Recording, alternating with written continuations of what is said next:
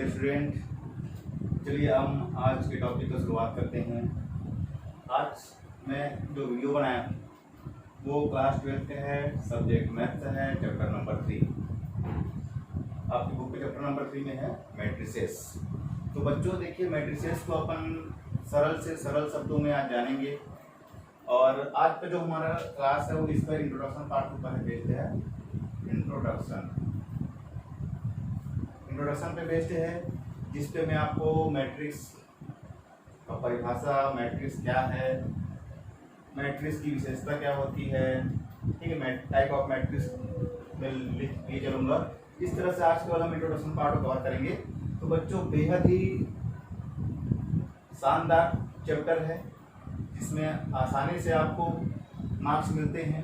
तो चलिए बच्चों कवर करते हैं इस वीडियो को, और आप शुरू से अंत तक देखिएगा।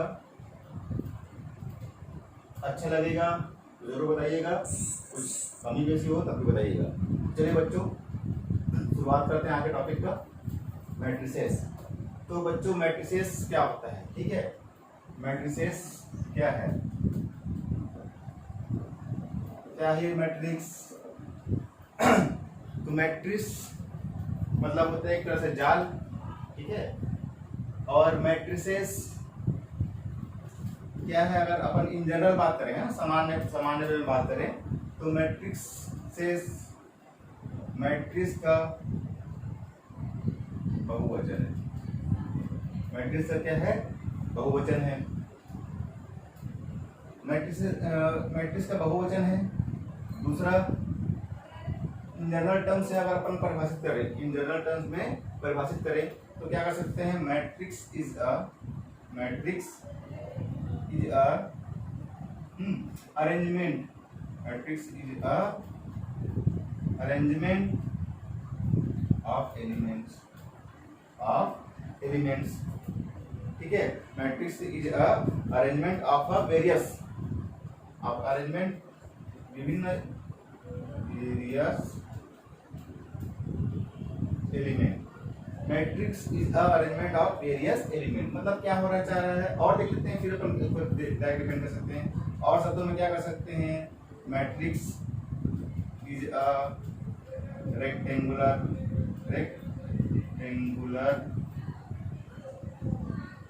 अरे ऑफ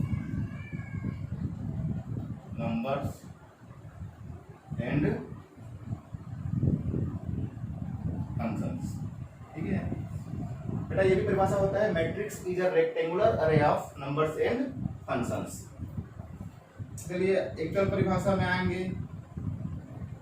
तो परिभाषा क्या है, आव्यूह अदिश राशियों से निर्मित एक रचना, एक अदिश राशियों से निर्मित एक आयताकार रचना, ठीक है बच्चों। तो अब डेफिनेशन को समझ गए होंगे। मैट्रिक्स क्या है, तो मैट्रिसेस क्या है, मैट्रिक्स का बहुवचन है। और बोल सकते हैं क्या, अलजेब्रा का पार्ट है, अलजेब्रा का पार्ट्स है। और क्या बोल सकते हैं, और अपन बोल सकते हैं एक क्वांटिटी वैल्यू है।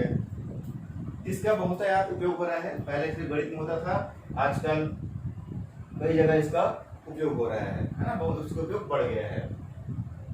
तो बहुत ही उपयोगी है। चलिए अपन जहाँ पे थे वहां पे आते हैं, क्या है, तो अपन फिर से बता दो, मैट्रिक्स बहुवचन है। मैट्रिक्स का बहुवचन होता है मैट्रिसेस। अलजेब्रा का पार्ट होता है मैट्रिक्स, एक क्वांटिटी वैल्यू होता है, जैसे कॉम्प्लेक्स नंबर होता है वैसे हमारा ये भी होता है, ठीक है। Matrix is a arrangement of various element. अगर मैं सिंपल भाषा में परिभाषित करूं बिना कोई टेंशन के, तो क्या matrix is a arrangement of various element. अब देखिए, एक अरेंजमेंट है वेरियस एलिमेंट्स, ठीक है। फिर क्या कहता है, मैट्रिक्स इज अ रेक्टेंगुलर अरे ऑफ नंबर्स एंड फंक्शंस। हम ऐसे बोलते हैं, मैट्रिक्स इज अ रेक्टेंगुलर अरे ऑफ नंबर्स एंड फंक्शंस, ठीक है। तो इसमें 2 4 6 8 मैंने लिखा हुआ है। तो इसमें मैं क्या किया, देखो 2 4 6 8 एक समूह है, ठीक है। अगर इस परिभाषा में पर आए अवयव अधिक राशियों से निर्मित एक आयताकार रचना होती है। ठीक है, तो एक एलिमेंट्स को रखने का एक विशेष प्रकार का तरीका, इसे हम कह सकते हैं, जैसे यहाँ पे लिखा हुआ है, यहाँ शब्द इस्तेमाल हुआ अरेंजमेंट ऑफ वेरियस एलिमेंट्स। ठीक है, ऐसे ही बोलते हैं, कई जगह इसको अरे भी कहते हैं। अरे मीन्स एरे भी होता है। ठीक है, और एरे क्या होता है? अरे मीन्स एक प्रकार से एक लिखने का एक तरीका होता है। ठीक है, एक तरीका होता है जिसे हम कुछ राशियों को विभिन्न स्पेशल ढंग से रखें। ठीक है, उसे हम क्या कहते हैं? अरे कहते हैं। अभी और अरे के बारे में डिफाइन करूंगा। पहले मैं जान लें कि राशियों को अरेंज ऑन अ ट्रे, है ना, मतलब एक राशियों को एक ट्रे में अरेंज कर दिए हैं, जिसको क्या बोलते हैं? अरे ऑफ नंबर्स इन फंक्शन। तो क्या केवल हम नंबरों को बस लिख सकते हैं? जी नहीं, हम इसको फंक्शंस को भी दिखा सकते हैं। ठीक है, फंक्शंस को भी हम इसमें दिखा सकते हैं। तो ये होता है, इसलिए बोला गया नंबर्स एंड फंक्शंस। नंबर्स में हमारा वास्तविक संख्याएं भी आती है और समित संख्याएं भी आती है ना, इस प्रकार से। और ये हो गया, तो परिभाषा हो गया अवयव अधिक राशियों से निर्मित एक आयताकार रचना होती है। अब अपन डिस्कस कर लेते हैं, बात परिभाषा के अंदर जब निकल के आई तो कुछ बातें आएगी कि अदिश, व्हाट इज अदिश। ठीक है, आयताकार से आप क्या समझते हैं, है ना, रचना से आप क्या समझते हैं। चलिए अपन जनरल बात करते हुए चलते हैं, अदिश राशि के बारे में बात करते हैं। अदिश राशि किसे कहते हैं बेटा? अदिश राशि के बारे में आप परिचित हो, है ना। वे राशियां जो क्या योग, व्यवकलन, गुणन तथा विभाजन के बीच गणितीय नियमों का पालन करती है। ठीक है, वे राशियां जो योग, व्यवकलन, गुणन, विभाजन के बीच गणितीय नियमों का पालन करती है, अदिश राशियां कहलाती है। ठीक है बच्चों, ये हो गया अदिश राशि के बारे में जान गए हम लोग। फिर लिखा है रचना को देख लेते हैं। रचना, तो रचना के बारे में, है ना, रचना क्या होता है? रचना के बारे में अगर हमको परिभाषित करने बोला जाए तो हम रचना को किस प्रकार से परिभाषित कर सकते हैं? ठीक है, तो देखो इसको अपन बहुत सिंपल कर सकते हैं, जैसे 1 2 3 4 5 6 7 8 9 एक्सेट्रा एक्सेट्रा 1 2 3 4 ऐसा मैंने लिखा हुआ है। तो यहाँ पे हम रचना को परिभाषित करना चाहते हैं तो कैसे कर सकते हैं? रचना तो मैं परिभाषित करने का प्रयास कर रहा हूँ। राशियों का वह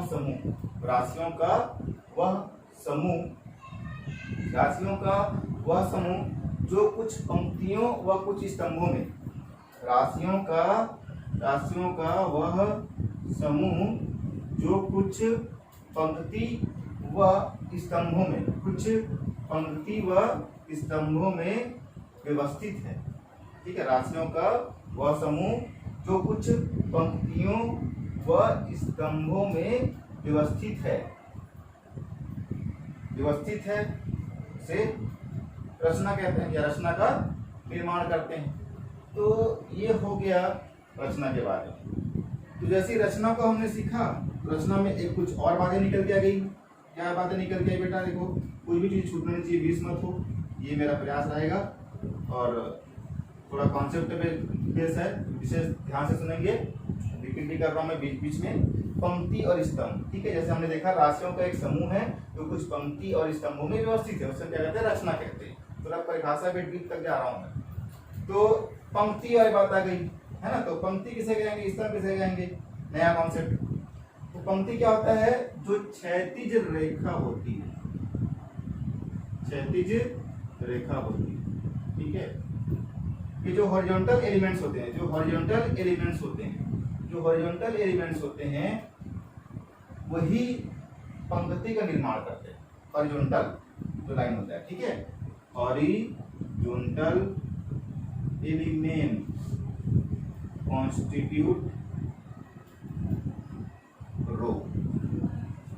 जो जो हॉरिजॉन्टल लाइन होती है, जो क्षैतिज रेखा होती है, वो क्या बनाते हैं, एक पंक्ति बनाते हैं। उसी प्रकार से जो वर्टिकल लाइन होगी, जो वर्टिकल सेगमेंट होती है, जो वर्टिकल लाइन होती है, ठीक है, जो वर्टिकल एलिमेंट्स होते हैं, वे क्या बनाएंगे, कॉलम का निर्माण करते हैं। तो हमने देखा जो क्षैतिज लाइन है वे रो का काम कर रहा है, रो यानी पंक्ति, और जो वर्टिकल लाइन है वो क्या शो कर रहा है, कॉलम को शो कर रहा है। इस प्रकार से हमने पंक्ति को भी जान लिया और स्तंभ को भी जान लिया और रचना से ही ये दोनों आया था।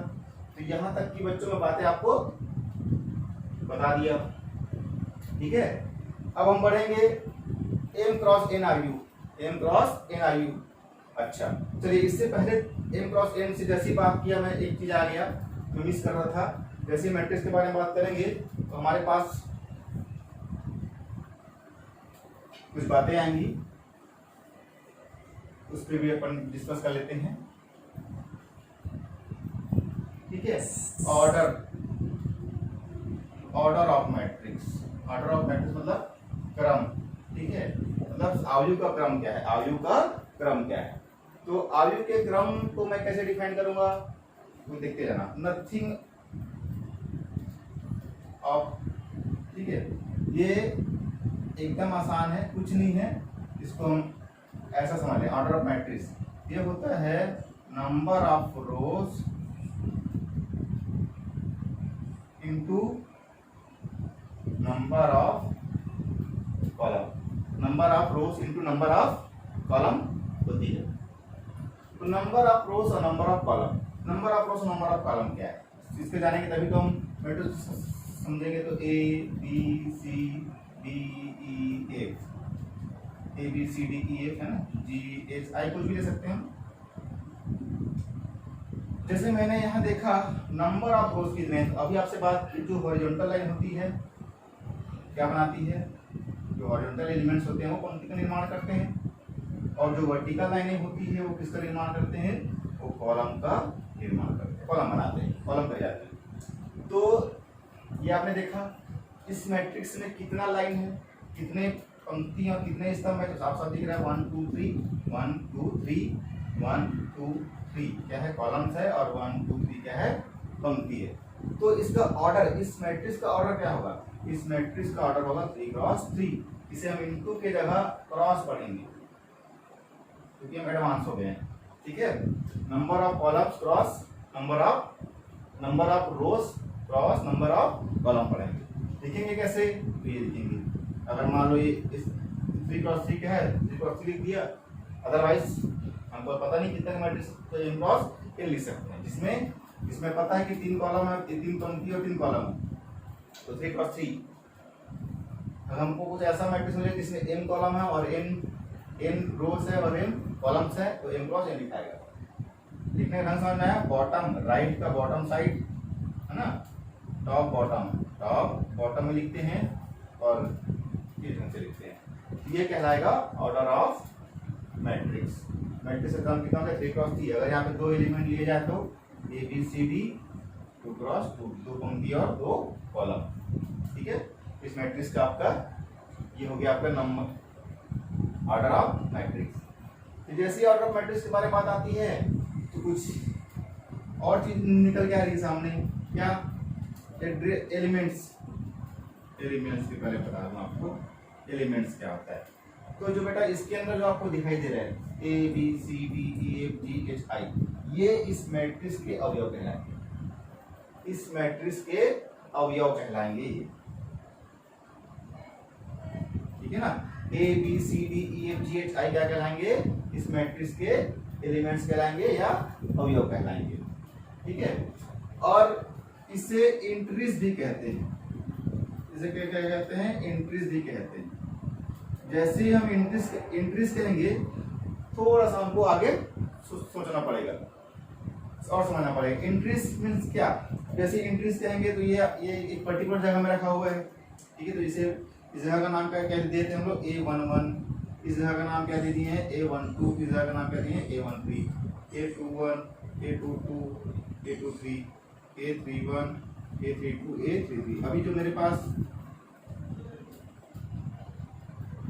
एलिमेंट्स रखा गया है ना। ये कैसा रखा गया है, अगर मैं बोलूं कि ये एलिमेंट कहाँ पर है, इस एलिमेंट का पता क्या है, इस एलिमेंट्स का पता क्या है, तो मैं कैसे बताऊंगा एलिमेंट्स का पता क्या कराएगा।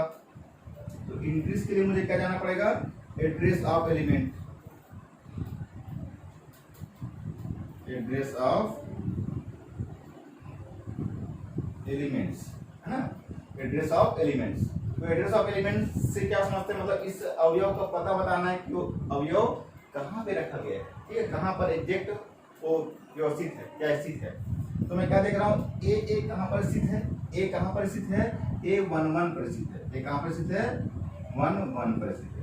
अब ये 11 क्या है, AIJ फॉर्म में होती है। अब ये 11 कहने का मतलब ये हो गया, देखो ये एलिमेंट जो है फर्स्ट वाला, ये कहाँ पर है, पहला रो में है और पहला कॉलम में, पहला रो और पहला कॉलम। इसलिए क्या किया गया है, ये जो आई है हमारा किसको दिखाता है, ith रो को दिखाता है, और ये किसको दिखा रहा है, कॉलम को दिखा रहा है, ठीक है। ये फर्स्ट रो, ये सेकंड रो, ये थर्ड रो, ऐसा करते करते कहाँ जाएगा, ith रो, और first column, second column, third column, ऐसे जाएगा jth कॉलम, ठीक है। तो ये पंक्ति की संख्या को दिखाता है और ये रो की संख्या, रो को दिखाता है ना, कौन सा पंक्ति है और कौन सा स्तंभ है। तो ये बेटा हम देख रहे हैं, ए कहाँ पर है, A11 पर है, A11 पर है, मतलब पहला रो और पहला कॉलम से, पहला रो और पहला कॉलम। हमेशा फर्स्ट लिखेंगे रो को, फिर देंगे क्या, फिर लिखेंगे इसको, कॉलम को लिखेंगे। ये लिखने का ढंग है, इसके भी ध्यान रखें, छोटी छोटी बातें हैं जो आपको जानना बेहद जरूरी है। एक के साथ ऐसे रो और कॉलम। ये एड्रेस ऑफ एलिमेंट्स में ए कहाँ पर है, A11 पर है, बी कहाँ पर है, तो 12 पर है। 12 मतलब क्या, पहला रो और दूसरा कॉलम पर है, तो ये कहाँ पर है, पहला रो और दूसरा कॉलम पर है, तो ये 12 हो गया। इसी तरह से जितने भी एलिमेंट्स हैं हम उसके एड्रेस निकाल सकते हैं। जब बोला जाए कि आई की एड्रेस क्या है, कहाँ पर है वो, तीसरा रो और तीसरा कॉलम, तो कहाँ पर है, 3 पे, ठीक है। इस प्रकार से हम एड्रेस ऑफ एलिमेंट्स को भी जान गए। चलिए अब आगे बढ़ते हैं हम, इसी में आगे बढ़ते हुए ऑर्डर देख लिए, एलिमेंट इंक्रीज समझ गए। अब बनाते हैं जनरल रिप्रेजेंटेशन पे बढ़ते हैं, है ना, मतलब व्यापक रूप से उसका या एक चीज और रह गया, ये दिखाता है कैसे मैट्रिक्स को, है ना, मैट्रिक्स को रिप्रेजेंट कैसे करते हैं, मैट्रिक्स को रिप्रेजेंट कैसे करते हैं। तो मैट्रिक्स को रिप्रेजेंट करने का तरीका होता है AIJ M क्रॉस N। इसी को हम, है ना, इसी को हम ऐसे भी लिख सकते हैं, AIJ M क्रॉस N। इसी को लिखने का ढंग हमारा ऐसे भी हो सकता है, AIJ M क्रॉस N, ठीक है। इस तरह से हम कई फॉर्म में इसे लिख सकते हैं। मैट्रिक्स को रिप्रेजेंट करने का ढंग है ना, संकेत ऐसा इस ब्रैकेट में भी करते हैं, इस ब्रैकेट से भी करते हैं और इससे भी करते हैं। ये नहीं सर आइए कहाँ से आ गया, इसको नहीं बोलेंगे, ऐसा नहीं, ये भी तरीका होता है मैट्रिक्स को दिखाने का। फिर बढ़ते हैं जनरल रिप्रेजेंटेशन, ठीक है, व्यापक रूप से जनरल रिप्रेजेंटेशन ऑफ मैट्रिक्स। तो मैट्रिक्स का व्यापक रूप से रिप्रेजेंटेशन कैसे करते हैं, ठीक है। तो इसको अपन देख सकते हैं, तो सामने बता रहा हूँ कि अच्छा ए से ज्यादा मैं ए ही क्यों लिख रहा हूँ यहाँ पे, ठीक है। तो मैट्रिक्स को हम, मैट्रिक्स का संकेतन है ना, मैट्रिक्स को हम कैपिटल लेटर्स में डिनोट करेंगे, A to Z अल्फाबेट, है अल्फाबेट ABCDEFG, किसी भी प्रकार से मैट्रिक्स को दिखा सकते हैं A to Z, ठीक। इसलिए मैं टेलीग्राम पे A लिखा बार लिखा होगा। तो देखते हैं, है ना, इसका जनरल रिप्रेजेंटेशन कैसा हो सकता है, A11 A12 A13 dash A1N, A21 A22 A23 dash A2N, A31 A32 A33 dash A3N। ऐसे ही हम कहा जा सकते हैं AM1 AM2 AM3 डैश क्या AMN, M क्रॉस N, ठीक है। जहाँ हमारा आई तो जो होगा वही ये होगा 1 2 m और जे के इसी प्रकार जे को भी दिखा सकते हैं 1 2 कहीं तक n तक जाएगा। हाँ, 1 से कम एक पंक्ति तो होगी, एक पंक्ति होगी और ऐसे कितनी पंक्ति होगी, एक पंक्ति हो सकती है। उसी प्रकार से कम एक स्तंभ तो होगा ही और अधिक से अधिक कितने हो सकते हैं, n स्तंभ हो सकते हैं। इस प्रकार से हम इसका जनरल रिप्रेजेंटेशन करती है इसका, इस मैट्रिक्स का।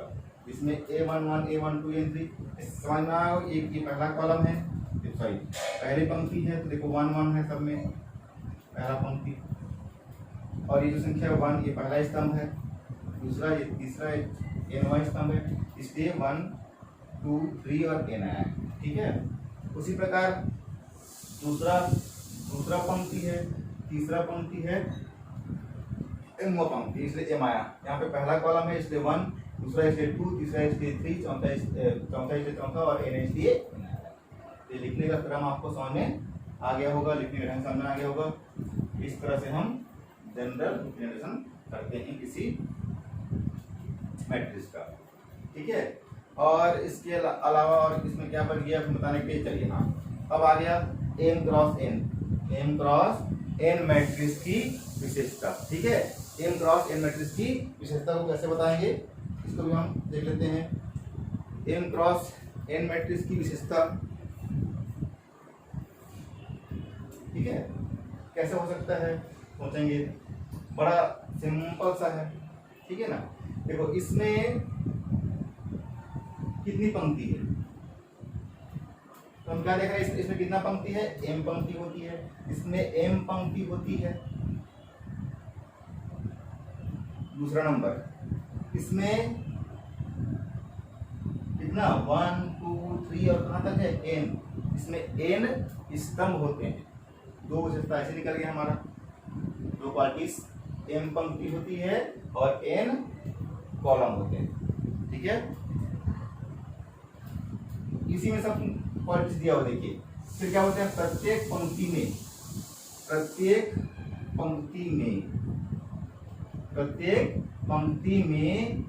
n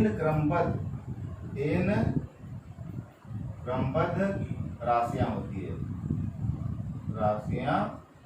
ये आपको बुक में डेफिनेशन में आसानी से मिल जाएगा, इसलिए लिखाने पे ज्यादा जोर नहीं दे रहा हूं मैं, है ना।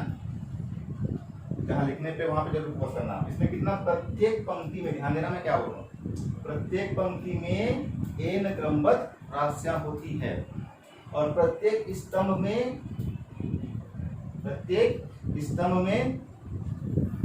m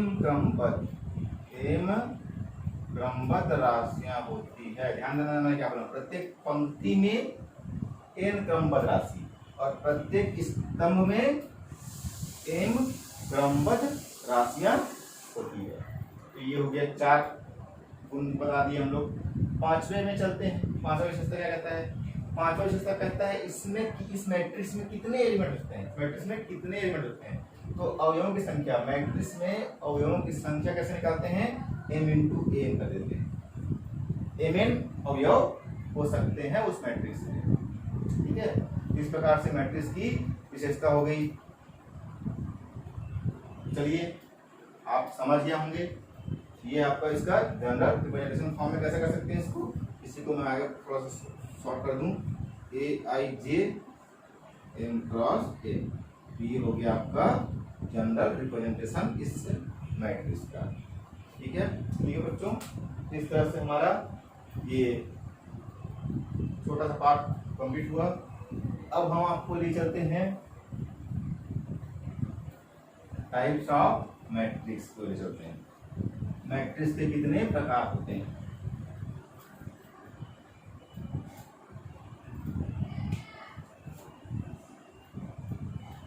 टाइप्स ऑफ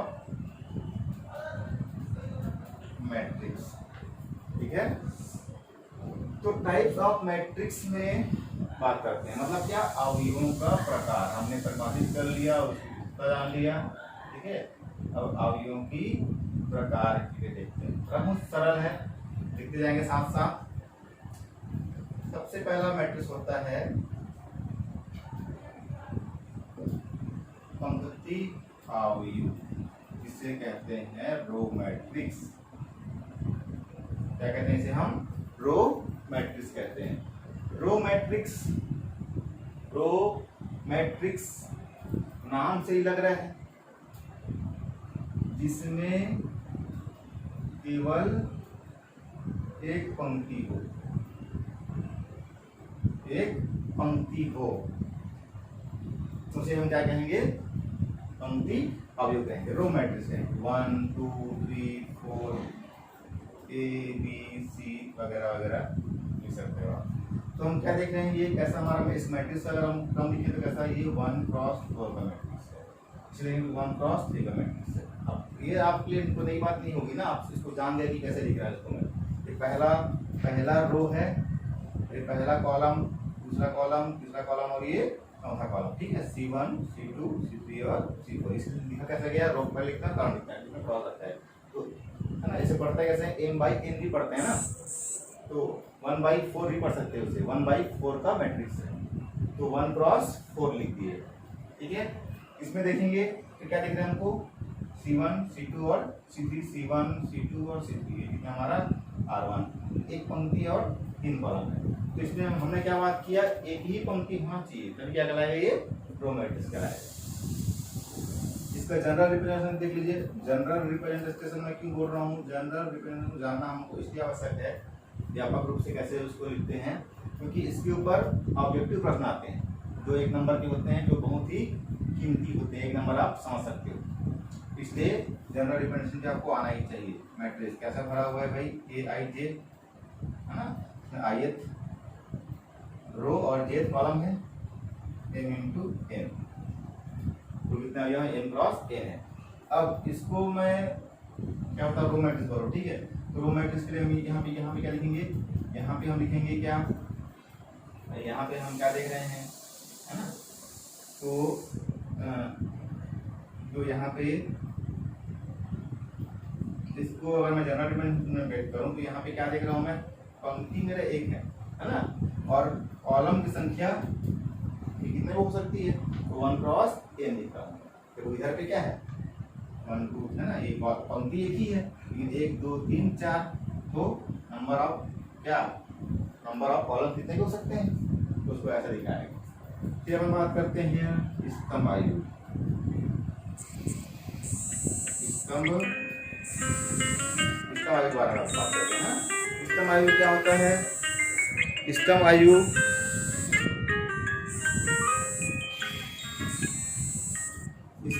के बारे में बात करूं तो स्तंभ आयु को मैं लिख सकता हूँ, कैसे क्या लिख सकता हूँ? बेटा कॉल आ रहा है,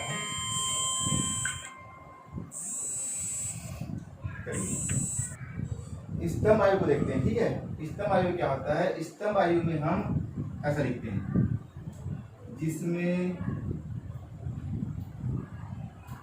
केवल एक स्तंभ होता है,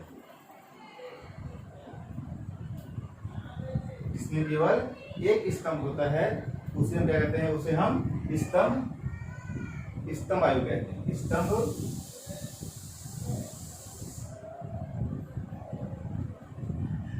स्तंभ आयु कहते हैं, है ना।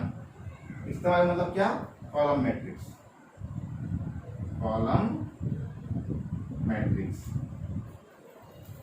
देखिए यहाँ पर देखते हैं 1 2 3 4, थोड़ा सा ही कम हो गया है।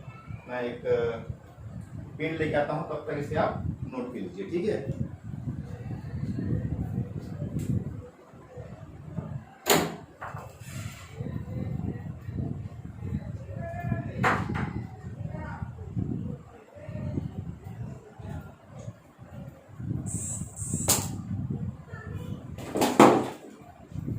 सॉरी बच्चों, क्या है, पेन पास नहीं रख पाया था, स्याही है करके 2-3 क्लास लिया तो उसका स्याही भी खत्म हो गया।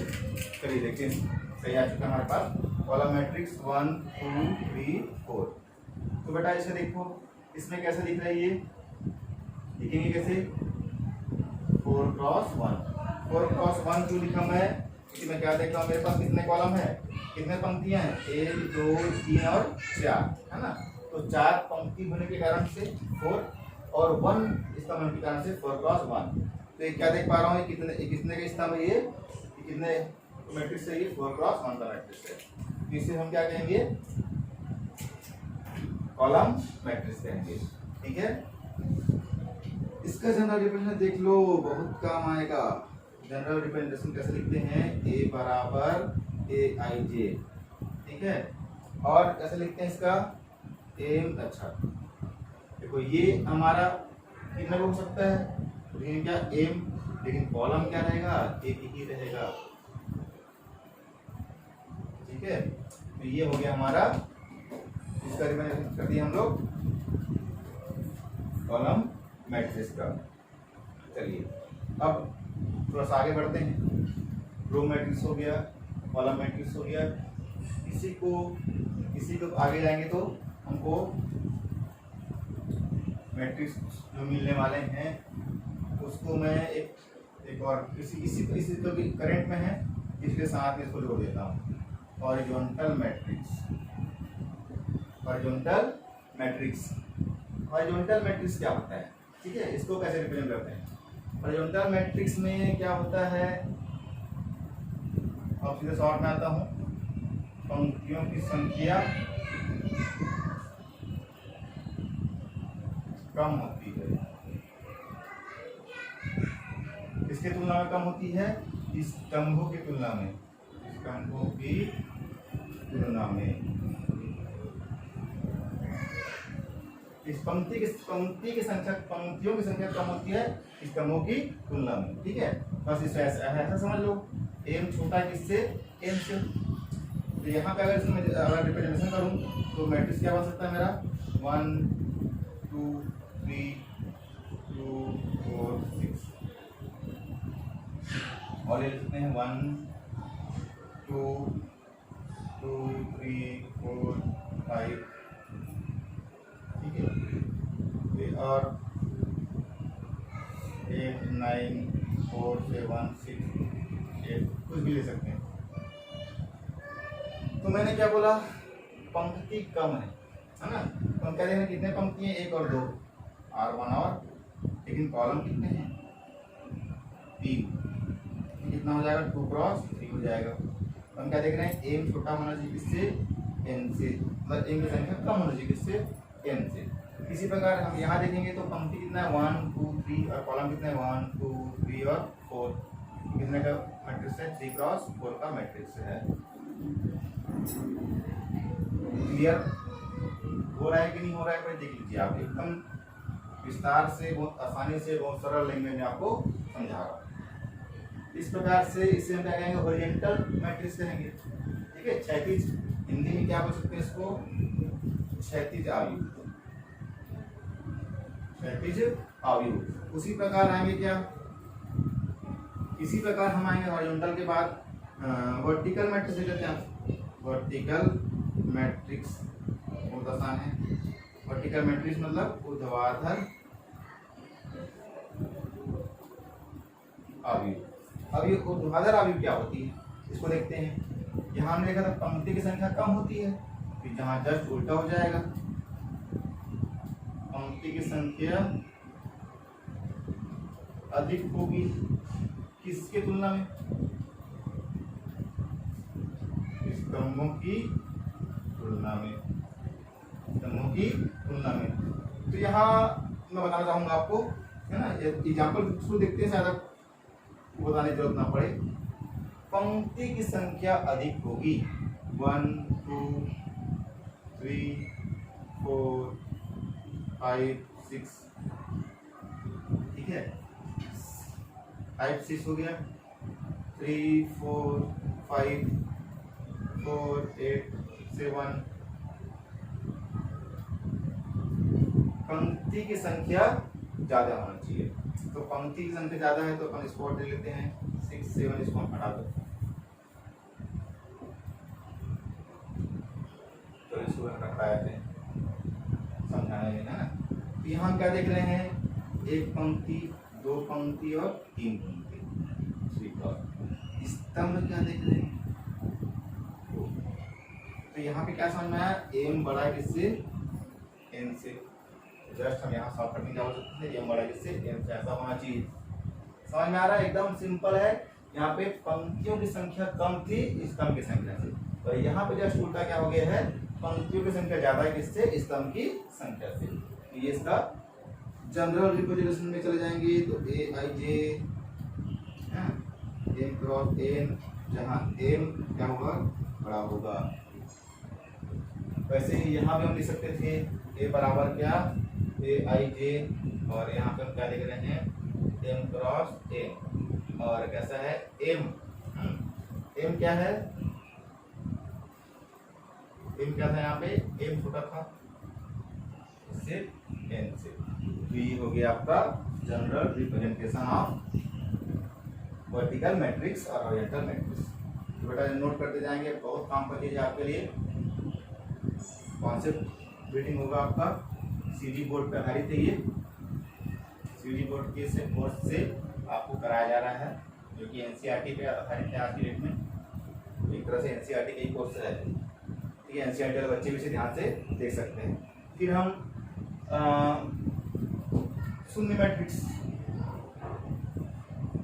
शून्य आयु देखते हैं। शून्य आयु में हमारा क्या जाएगा, जिसको हम जीरो मैट्रिक्स ही बोलते हैं, जीरो मैट्रिक्स या नल मैट्रिक्स भी कहते हैं, नल मैट्रिक्स भी कहते हैं। दिखाते कैसे हैं, वो जो नहीं है ना वो है एम क्रॉस एन। तो नाम से ही लग रहा है इसमें, जिसके सभी एलिमेंट्स क्या हो जाएंगे, जिसके सभी एलिमेंट्स क्या होंगे, जीरो होंगे। एक मैट्रिक्स में जब सभी अवयव प्रत्येक इंट्रीज जीरो होगी तो क्या कहलाएगा, वो एम क्रॉस एन कहलाएगा, ठीक है। जहाँ आई जे को ए आई जे, ए बराबर ए I J M cross N, where A I जे को क्या, जीरो। इसको हम क्या कहेंगे, शून्य आयु कहेंगे, नल मैट्रिक्स कहेंगे।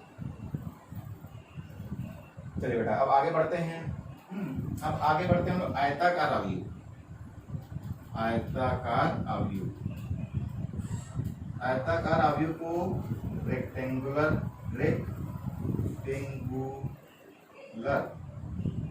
मैट्रिक्स, ठीक है। इंग्लिश नाम क्या है, रेक्टेंगुलर मैट्रिक्स है। रेक्टेंगुलर मैट्रिक्स में कुछ नहीं रखा है, क्या होता है, m is not equal to n, m is not equal to n, जहां नंबर ऑफ रोज बराबर नहीं है किसके, नंबर ऑफ कॉलम के, ठीक है। नंबर ऑफ रोज बराबर नहीं है नंबर ऑफ कॉलम्स के। तो बहुत सारे मैट्रिक्स हमारे पास है जो इसको दिखा सकते हैं आसानी से, 1 2 3 4 5 6,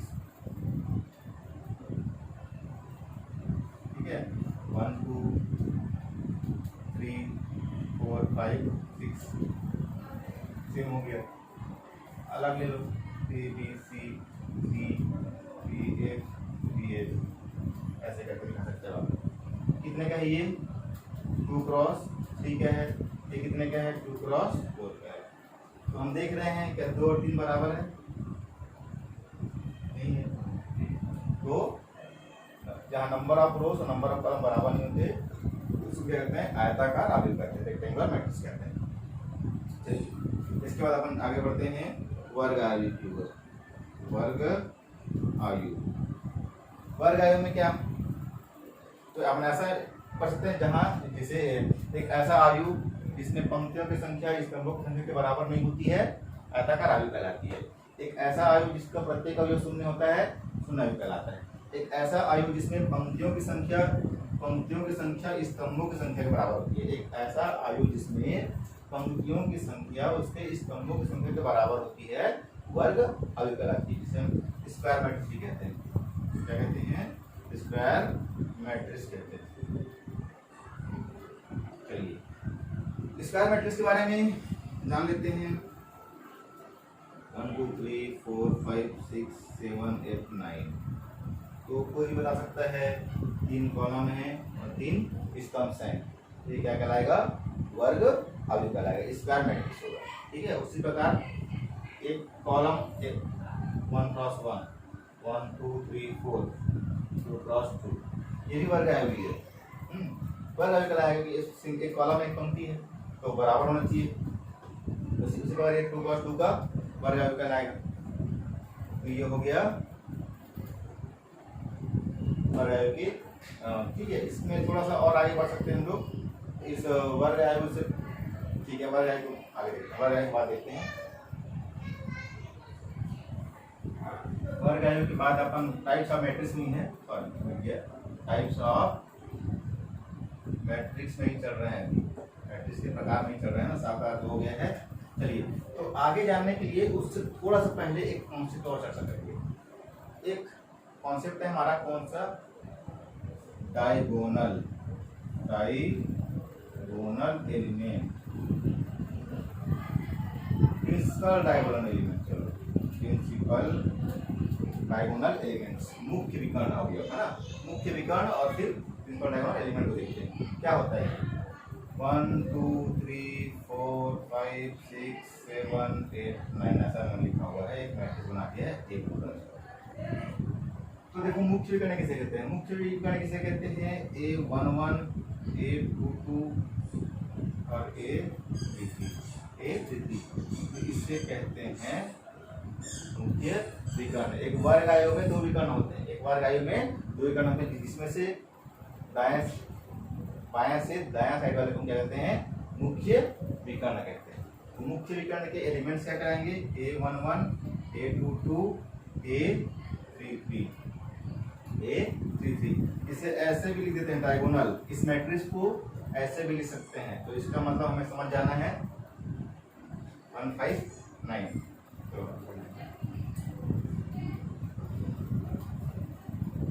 ऐसे लिखेंगे तो बाकी एलिमेंट्स को जीरो करना पड़ेगा, समझ लीजिए। ये हमारा हो गया 1 1 2 2 3 3, ये क्या कहलाएगा, ये डायगोनल एलिमेंट, डायगोनल एलिमेंट। किस कंडीशन में, जब i इक्वल टू क्या हो j, मतलब i इक्वल टू j मतलब कौन सा, i वा पंक्ति j वा कॉलम ना। तो वैसे 1 1 है 2 2 है, फिर ये तो i 1 बराबर 1 2 बराबर 2 3 बराबर 3, मतलब तीसरा पंक्ति तीसरा कॉलम, दूसरा पंक्ति दूसरा कॉलम, पहला पंक्ति पहला कॉलम। इस प्रकार से अगर i बराबर j हो, i बराबर क्या हो j हो, तो हमारा क्या था मुख्य विकर्ण होगा। लिखेंगे कैसे इसको, j बराबर a i j m cross n where i equal to j है ना। तो जो i equal to j का होगा, जब i equal to j होगा तो क्या होगा, a11 a22 और a33। और अगर i equal to j नहीं है, मतलब पंक्ति और कॉलम बराबर नहीं है, ठीक है, तो वहां पे हम क्या शो करेंगे, जो बच गया, तो बच गया क्या, ये हो गया है ना। तो A12 A13 A21 A23 A31 और A32, ये हमारा नॉन डायगोनल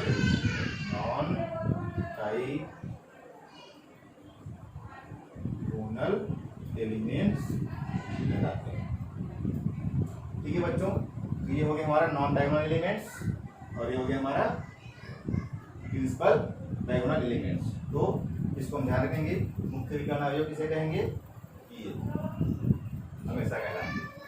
ठीक है, कई बच्चे पूछते हैं कि ऐसे बोल सकते हैं, तो इसे नहीं बोल सकते, इसे नहीं बोलना है विकर्ण, है ना। ये प्रिंसिपल डायगोनल एलिमेंट नहीं, प्रिंसिपल डायगोनल एलिमेंट में यही रहेगा A11 A22 और A33। चलिए, अब इसके कॉन्सेप्ट के ऊपर, इस कॉन्सेप्ट के ऊपर हमको आने वाला जो टाइप्स ऑफ मैट्रिक्स है वो डिपेंडेड है पूरा। ठीक है, तो इसको विशेष ध्यान रखेंगे, इसको याद है तो 5-6 मैट्रिक्स आप आसानी से आ सकते हैं दिमाग। चलिए देखते जाते हैं।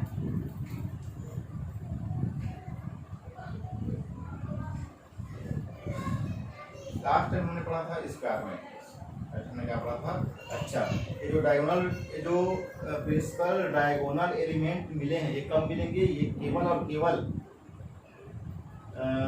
स्क्वायर मैट्रिक्स के केस नहीं मिलेंगे। ठीक है, रेक्टेंगल मैट्रिक्स में नहीं मिलेगा, स्क्वायर मैट्रिक्स के केस में आपको मुख्य विकर्ण मिलेगा, प्राप्त होगा। चलिए square matrix, types of square matrix देख लेते हैं। टाइप्स ऑफ क्यों कह रहा हूँ, क्योंकि इसी से पूरा स्क्वायर आप जो पढ़ेंगे पूरा स्क्वायर मैट्रिक्स ही पढ़ेंगे हम। थोड़ा सा बस चेंज बदल जाएगा। टाइप्स ऑफ स्क्वायर मैट्रिक्स, तो टाइप्स ऑफ स्क्वायर मैट्रिक्स में पहले देख लेते हैं डायगोनल मैट्रिक्स। डायगोनल मैट्रिक्स में क्या होगा? डायगोनल मैट्रिक्स में कुछ नहीं, एक सिंपल सा फार्मूला है 2 3 5 लिख दिया, 0 0 0 0 0 0। अभी मैं कुछ बना रहा हूँ, समझ आ जाएगा। ये देखो, ये जो प्रिंसिपल डायगोनल एलिमेंट्स हैं उसको छोड़ के बाकी के एलिमेंट्स शून्य होंगे, उसे हम क्या कहेंगे? डायगोनल मैट्रिक्स है। तो डायगोनल मैट्रिक्स कैसा है? एक स्क्वायर मैट्रिक्स है ना, स्क्वायर मैट्रिक्स वर्ग आयु का प्रकार, जिसमें कैसे है? मुख्य विकर्ण अवयव के मान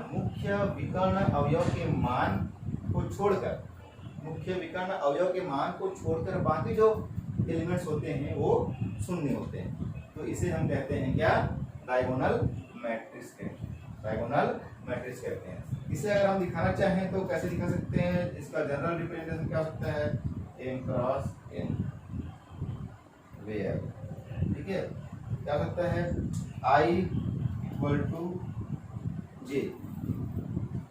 टू जे में मुझे क्या मिलेगा?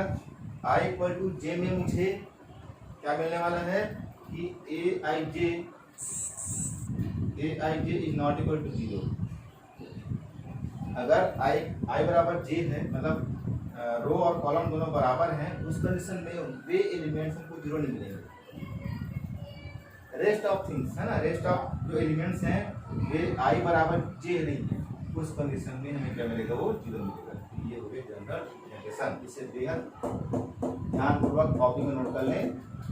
परिभाषा लिखने में कुछ नहीं रखा है ना, अभी तक इतने लिखते आए हैं। एक ऐसा मैट्रिक्स, एक ऐसा आयु जिसमें मुख्य विकर्ण अवयव के अलावा सारे एलिमेंट शून्य होते हैं, विकर्ण आयु कहलाते हैं। विकर्ण आयु ना, इसका नाम क्या है? विकर्ण आयु। आपको इंग्लिश नाम जानने बहुत जरूरी है, क्योंकि हिंदी से ज्यादा इंग्लिश नाम अच्छा लगता है। विकर्ण की जगह डायगोनल बोलने में ज्यादा कंफर्टेबल लग रहा है मुझे। डायगोनल मैट्रिक्स ये क्या होता है? कि स्क्वायर मैट्रिक्स ही होता है।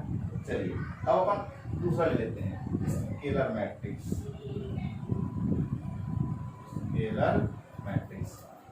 स्केलर मैट्रिक्स क्या होगा? तो स्केलर मैट्रिक्स भी, अरे आप एग्जांपल ले लो, एग्जांपल से आपको तुरंत समझ में आ जाएगा। स्केलर मैट्रिक्स में क्या होगा?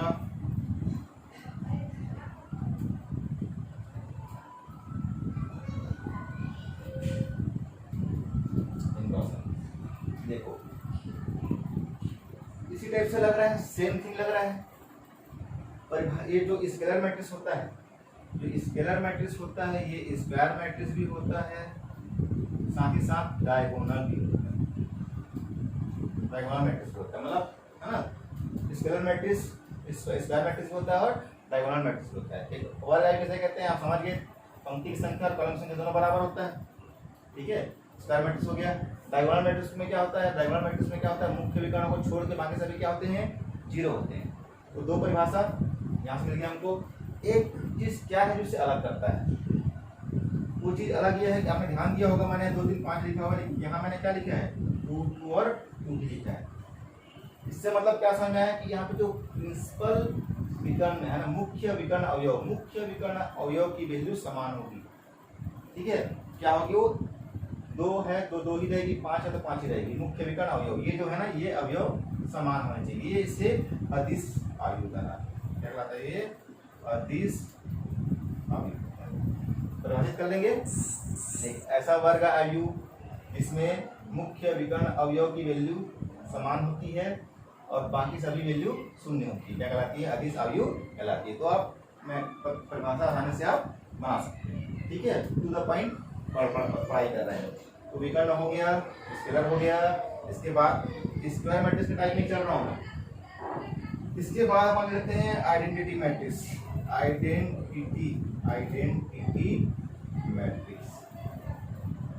तो आइडेंटिटी मैट्रिक्स की दुनिया में इसका मान हमेशा 1 होता है। कैसे होता है देखिए, आइडेंटिटी मैट्रिक्स को दिखाते हैं अपन ऐसा I1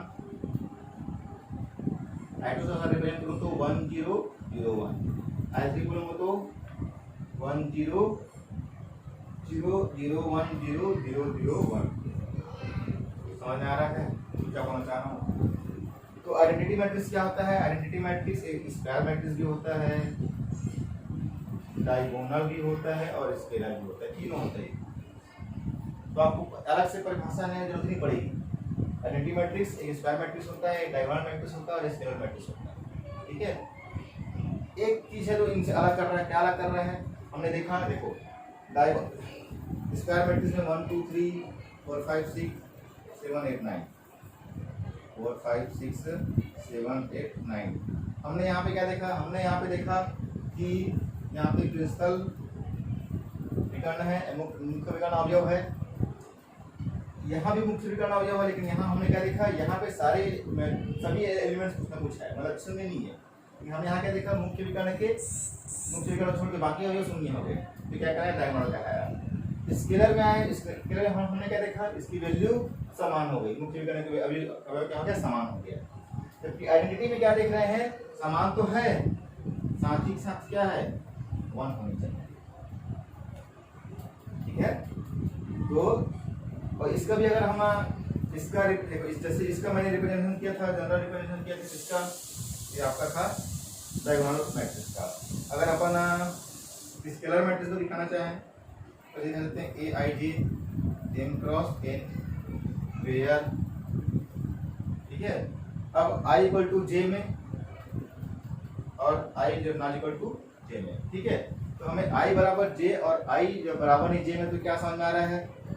ठीक है, तो स्केलर में बात कर रहा हूँ तो ऐसा बोल सकते हैं ए आई जे इक्वल टू के और ए I J not equal to के, या बाकी सब शून्य है, इसे शून्य बोल सकते हैं। तो ए आई जे का वैल्यू क्या? एक कांस्टेंट आया है। कब? जब आई इक्वल टू जे हो रहा है। ए आई जे इक्वल टू 0 आया है कब? जब आई बराबर जे नहीं है। आई बराबर जे मतलब ith कॉलम और jth रो दोनों का 1 1 में देख 2 है, 2 2 में 2 है, 3 3 में 3, मतलब कॉलम और रो बराबर है, कॉलम और रो बराबर है, कॉलम रो बराबर है, है ना। ith रो और jth कॉलम अगर समान है, आई बराबर जे है, उस कंडीशन में हमको एक कांस्टेंट वैल्यू प्राप्त हो रही है। लेकिन आई और जे बराबर नहीं है, मतलब अगर बराबर हो जाएगी तो जा रहा है,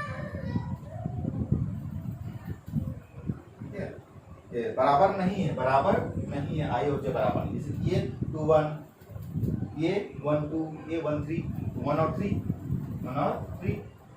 इस प्रकार ऐसा मिलेगा तो हमें क्या लिख सकते हैं? ए इक्वल टू 0 हो जाएगा। देखो अभी तक 0 दिखाई दे रहा है। आइडेंटिटी मैट्रिक्स में आएंगे तो आइडेंटिटी मैट्रिक्स में क्या लिख सकते हैं? आइडेंटिटी मैट्रिक्स में बस सेम टू सेम लिखना है। ए बराबर क्या? A I J M cross N where A I J equal to 1 और ए आई जे इक्वल टू 0। ये कब हुआ? जब आई इक्वल टू जे है। ये कब? जब आई बराबर नहीं किसके? जे के। तो इस प्रकार से हम आइडेंटिटी मैट्रिक्स को भी जनरल रिप्रेजेंटेशन कर दिए। ठीक है, तो ये हो गया आपका तत्समक अवयव या इकाई अवयव भी कहते हैं, है ना, यूनिट और आइडेंटिटी कहते हैं, तत्समक अवयव या इकाई अवयव। तो बच्चों उम्मीद है आपको समझ में आया होगा। तो मैंने टाइप्स ऑफ मैट्रिक्स लगभग करा दिया हुआ है। एक और बार देख लेते हैं क्या बच गया है। आई थिंक ट्रेंगुलर वाला रह गया है। चलो ट्रेंगुलर देख लेते हैं। त्रिभुजीय अवयव,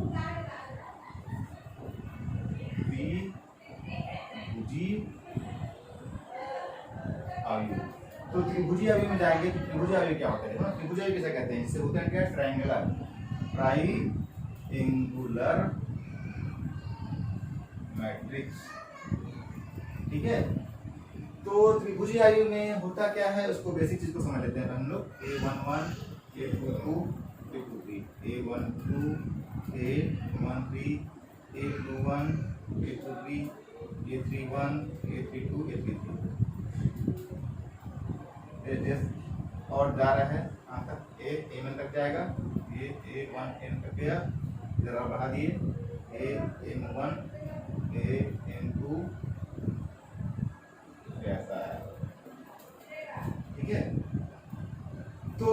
इसमें हम देखेंगे ये जो हमारा क्या कहलाता है, मुख्य विकर्ण कहलाता है ना, मुख्य विकर्ण। तो मुख्य विकर्ण के ऊपर के एलिमेंट्स, ऊपर के एलिमेंट देखो, आपको एक त्रिभुज का फीलिंग आएगा, एक त्रिभुजाकार आकृति की फीलिंग आएगी, ठीक है। वैसे ही यहाँ भी देखेंगे तो हमें एक त्रिभुजाकार आकृति की फीलिंग आएगी। तो मुख्य विकर्ण को, मुख्य विकर्ण के ऊपर की या नीचे की जो इंड्रिस होती है ना, मुख्य विकर्ण के ऊपर की ऊपरी या निचली है ना एलिमेंट्स शून्य हो जाए, क्या हो जाए, शून्य हो जाए, तो उसे हम क्या कहते हैं, त्रिभुजी अवयव कहते हैं। इसमें भी क्या कह सकते हैं, इसे हम बोलेंगे अपर ट्राइंगल, इसे हम क्या बोलेंगे, अपर ट्राइएंगुलर, अपर ट्राइएंगुलर मैट्रिक्स। और इसे हम क्या बोलेंगे, लोअर ट्राइंगुलर मैट्रिक्स, ठीक है। तो upper triangular matrix and lower triangular matrix, फिर से अगेन त्रिभुज के दो पार्ट हो गया, अपर एंड लोअर। देखो सिंपल सा कॉन्सेप्ट है, अगर ऊपर वाले वैल्यू हमें 0 मिली, ऊपर वाले वैल्यू 0 मिली तो क्या होगा, लोअर ट्रायंगुलर मैट्रिक्स कहलाएगा। मुख्य विकर्ण के ऊपर के जो एलिमेंट्स हैं, ऊपर के इंट्रीज शून्य मिले तो उसे हम क्या कहेंगे, लोअर ट्रायंगुलर कहेंगे।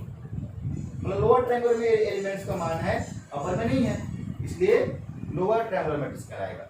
लेकिन अगर लोअर ट्रायंगुलर में इसका मान है A12, A13, A11, A2, A24 days ऐसा मान जाए ना, 2 3